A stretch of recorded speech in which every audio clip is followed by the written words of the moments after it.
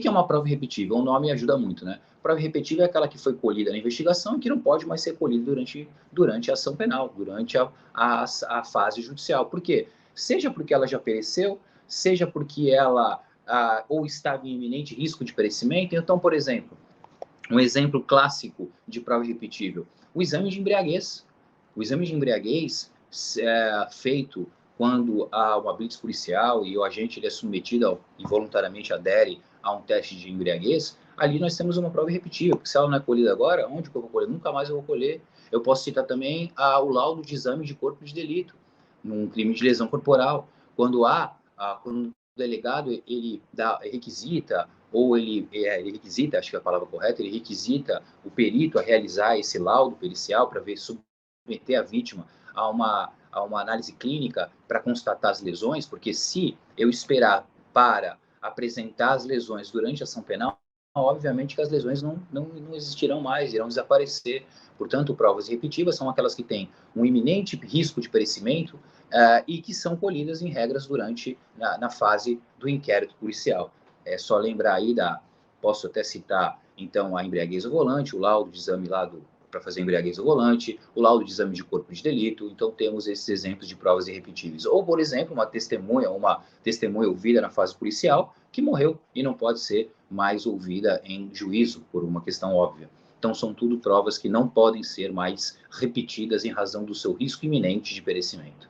Já as provas cautelares, aquelas provas pautadas na necessidade e na urgência, que visam evitar o risco, evitar ou resguardar a eficácia útil de um processo penal, são aquelas provas que também são colhidas durante a investigação, mas que têm um contraditório diferido. Então, qual é o exemplo clássico? Uma interceptação telefônica, por exemplo.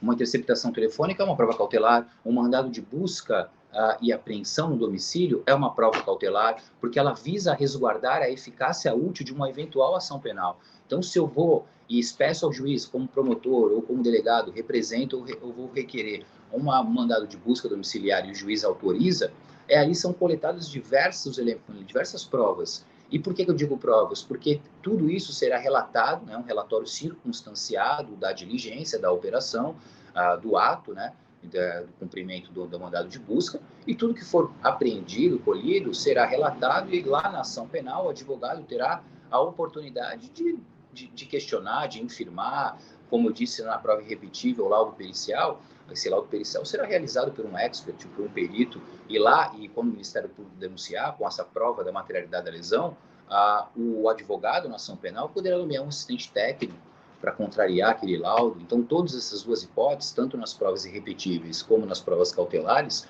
há um contraditório postergado, é depois, diferido, não é no momento da sua colheita, mas é a posteriori durante o exercício da ação penal.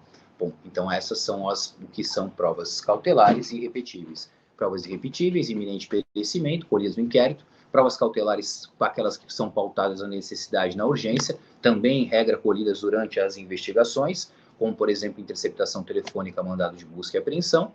E a última, prova antecipada. Na prova antecipada é a única em que o contraditório seria real, ou seja, o juiz estaria presente na colheita da prova. E quando que isso pode ocorrer de acordo com o Código de Processo Penal?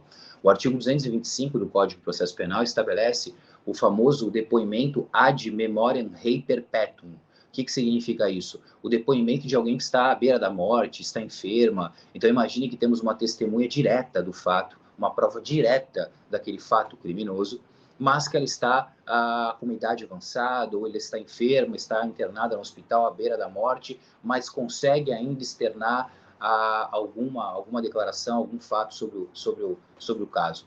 O juiz ele vai colher pessoalmente essa prova perante aquela pessoa que está naquela situação acamada e ele vai antecipar essa prova. Isso é uma prova antecipada, colhida diretamente pelo magistrado e o contraditório aqui ele é real.